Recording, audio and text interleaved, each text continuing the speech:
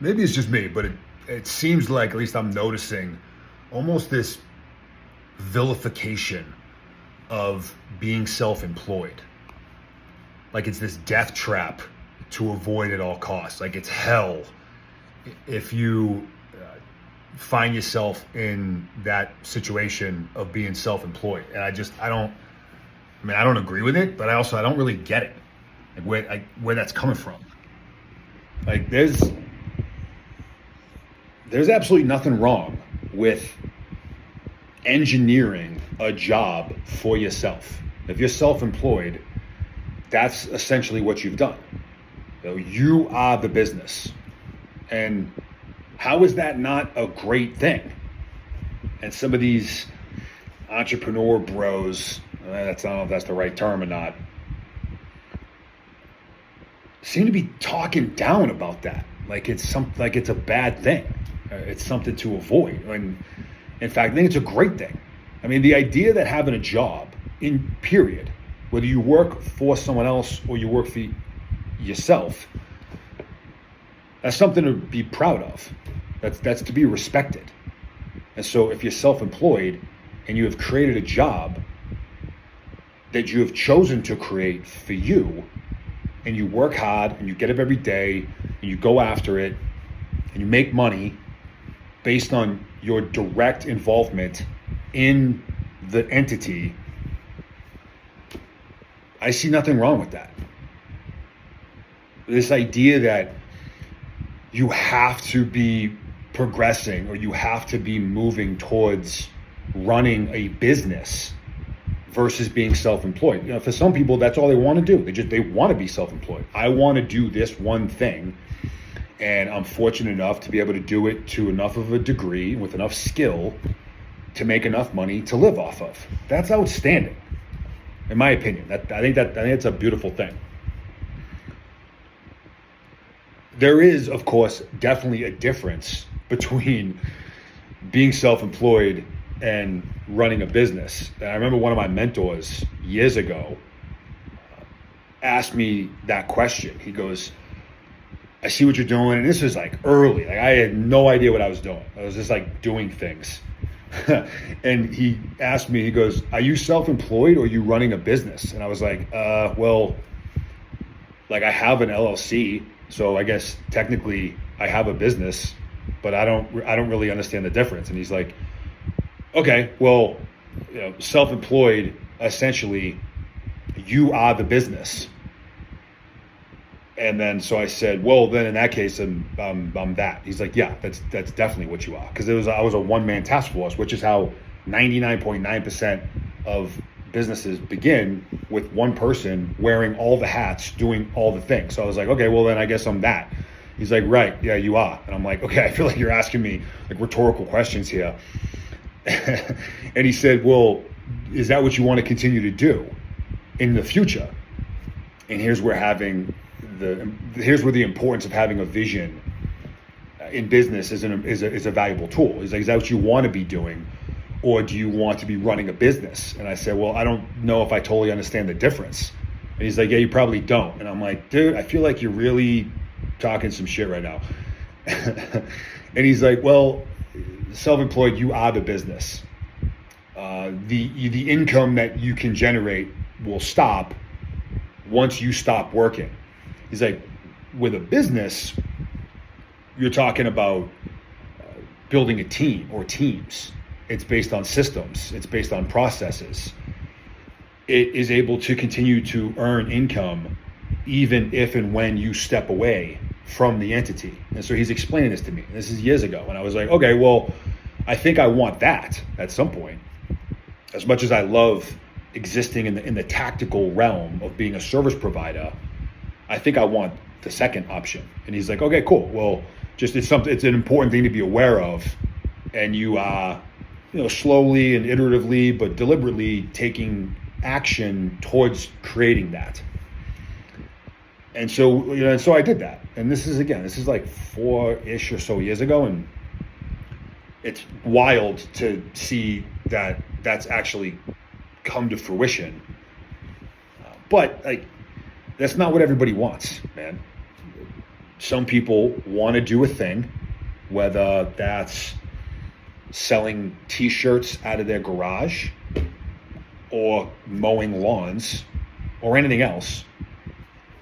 They just want to do that one thing, and they want to be able to do it well enough to make enough money to live off of. I think that's a great thing. It's like running a business is not for everybody. Not just because of how difficult it is, but just because some people don't want it. So if you're in this self-employed space right now, and you happen to be catching a lot of the same stuff that I'm catching, where it's being seen as a bad thing, or is being seen as something to avoid, or this trap that you may have fallen into, I would recommend ignoring most of that. Now, if at some point you decide, you know what, no, I think I want to turn this into a business. I think I want to run a business. Okay, cool. Like, roger that. I did the same thing. Like I was just talking about. The hit that crossroads where you're like, I think I may want that, where I do have the flexibility and the freedom to step away, whether that's for a day, a week, a month, a year, and this thing can continue to produce income, can continue to create effects. Then that's also a great thing. There is a massive difference between those two worlds. And I noticed, and this is all happening just in real recent time, where we moved into this new office that I'm in right now. And so I had an office on the other side of the same building that was 220 square feet. It was basically the size of a single bay garage bay. And it was just me. And I had some storage in there. I had the product that I do myself for fulfillment, signing books for people, and I had my desk, and that was it. So I'd come in and I'd go to work on the days that I would come to the office, and it would just be me. Now, granted, I've been blessed to have a lot of people now on the team that are all over the country. But when I would show up to work, that was me. And now has changed quite a bit since we moved into this space, which is about almost 5 times the size, where we have full-time team members that are working in this office. Now, I have a personal office that I'm in right now, but we've got other areas within our footprint where we've got people working. And so this has been a business now for, I'd say, the last year-ish, where things are happening and revenue is being able to be generated without me directly doing the thing to create the income. But now I'm just seeing it more, I'm seeing it easier and more regularly on a daily basis, because I'm in such close proximity to the people that are in here working. And sometimes when I come into the office, there's already people in here working, which is still very odd for me, even though it's been a few months since we've been here. Like when I show up, there's like the lights are on and people are working and collaborating and they're on calls, and I'm like, what the hell's going on? Like, that literally happened this morning. I'm like, what is happening right now? And so it's wild and it's surreal and it's humbling. But really the 2 things. One is, if you are self-employed, or if you want to be self-employed, if you want to engineer a job for yourself because you're passionate about that thing, this is what I want to do, regardless of what that thing is.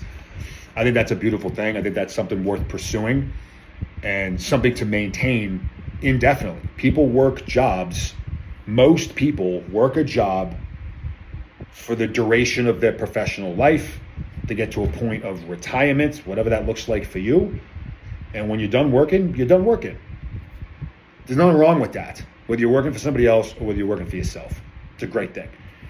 And the second point is, should you decide to move in the direction of creating and running a business, one that's based off teams, systems, processes, can operate beyond your direct labor, that's also a great thing.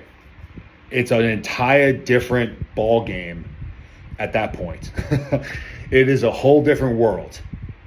In a lot of ways, it's way more difficult to do it, because now you're entering into the realm of leadership, influence, strategy, systems building, how to leverage people and technology and capital But these are all things that you can learn. You do not need to have an MBA. I don't have any advanced degrees beyond my bachelor's that was in criminal justice that has done very little for me. You don't need a degree. Certificates and institutional knowledge and academic credentials can certainly help. You can learn this stuff without that, man. Like you can figure it out. It is a massive shift into a whole new direction when you move from self-employed to running a business. It's absolutely doable, though. It's absolutely doable. For us, again, here in the press, the physical infrastructure has enabled that to happen to another degree, which I've noticed over the last 90 days. But you also don't need that. It's an amazing benefit. It comes with a ton of upside. This place pays for itself almost immediately when we got it. Like what we invest in having this space has already paid for itself for the year in terms of productivity and effectiveness and efficiency and production of the things that we do. So it is a great thing to be able to have, is the physical infrastructure to work within, but you also don't need that, So there's a lot of noise out there in the entrepreneurial world.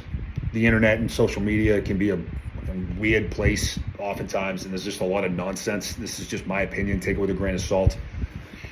You want to be self-employed, you aren't self-employed, good for you. You have my respect. That's a great thing. Enjoy the ride. Work hard, make money, be smart with your finances, put together enough savings and retirement so eventually you can hang it up. And that's a great thing.